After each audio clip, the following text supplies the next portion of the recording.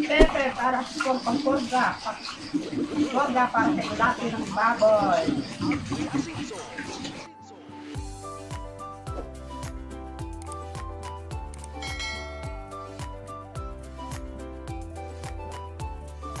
Maaliwalas na umaga mga ka-asenso. Ngayon ay 6 AM ng umaga. Magbibigay po kami ng Pepe Dewormer. September 24 po ngayon, 1 month and 8 days po nila sa fattening stage. At ngayon din po kami magta-transition from starter feeds papunta sa grower feeds. Ayan ang iingay nila kasi hindi pa kami nagbibigay ng kanilang almusal o pagkain dahil nga magbibigay kami ng pangpurga. Ang ginagawa po namin o yung aming pamamaraan sa pagpurga, hindi muna kami nagpapakain. Yung iba, pwede naman isabay sa feeds yung pangpurga, pero sa amin pong ginagawa minsan, hinihiwalay po namin lalo na po kung dry feeding pa po ang inyong mga alagang baboy. Minsan po kasi napapaaga yung pagbibigay namin ng wet feeding, pero dito na-delay po ang pagbigay namin ng wet feeding dahil nga madalas umuulan, malamig ang panahon, kaya nagda-dry feeding lang po muna kami. Kaya ngayon, magbibigay po kami ng Pepe Dewormer sa pamamagitan ng tubig. 10 sachet po yan sa 10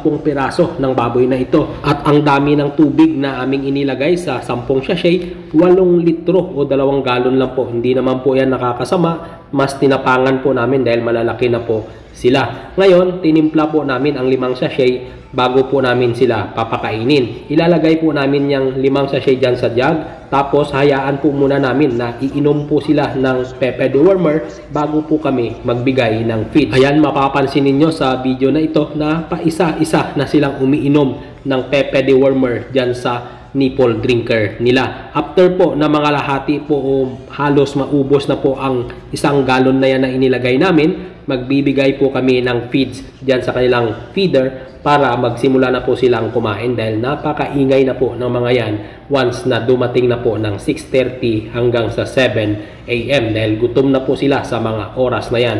Pagkatapos pong naibuhos ang 1 galon doon sa jug o 4 na litro ng tubig, naglagay po kami ulit ng 1 galon at magtitimpla po kami ng another na 5 sachet para makumpleto ang 10 sachet na aming gagamitin na pangpurga sa 10 baboy na ito. Ayan, nagbigay na po kami ng kaunting feeds lang po para mas ma-absorb ng pangpurga o mas mapatay po ng pangpurga yung mga parasite na nasa kanilang intestine. Habang tinitimpla ang huling 5 sachet para makumpleto ang 10 sachet na pangpurga na Pepe Dewormer, ayan, tahimik po silang kumakain. Pero kaunting feeds lang po ang ibinigay namin para maging tahimik po sila.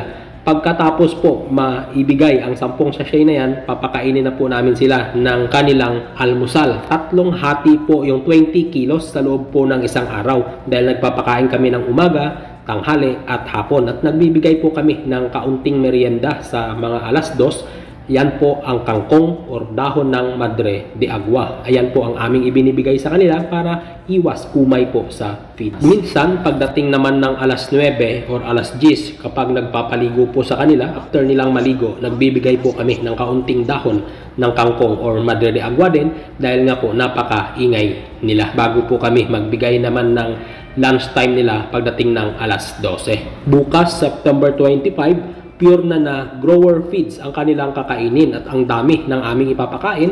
Katulad ng sinabi ko kanina, 20 kilos na po yan. Sa loob po yan ng 25 days. Ayan na po ang kanilang pangangatawan sa edad nila na 1 month and 8 days dito sa fattening stage nila. Ang total po ng kanilang edad mula nung sila ay pinanganak, 3 months na po sarado bukas dahil June 25 ito pinanganak at bukas po ay September 25. 3 buwan na po. Ayan po ang forma ng kanilang mga puwet. Ang baboy po pala ay parang tao din. Sana all meron pong malalaki ang puwet, merong flat, merong maliit. Pero mas maganda po kapag malalaki dahil dagdag timbang din po yan. Mapapansin po ninyo na mas marami po yung mga malalaki ang puwet yan at bilog. Yung iba naman flat na malapad. Pero abangan po natin sa darating na November sa pag-dispose nito kung ilang kilo ang aabutin nitong 10 na ito at kung magkano naman ang presyo ng live weight sa oras ng pagbenta sa kanila. Makalipas ang ilang araw, i-update ko po kayo kung gaano nakalaki o gaano kalaki ang kanilang bago sa grower stage nila. Hanggang dito na lang po ang video na ito. Sa nais pong umorder ng mga vitamins at gamot, bisitahin po ninyo ang Orange Basket po dyan na aking ilalagay o yung link na ilalagay ko po sa comment section.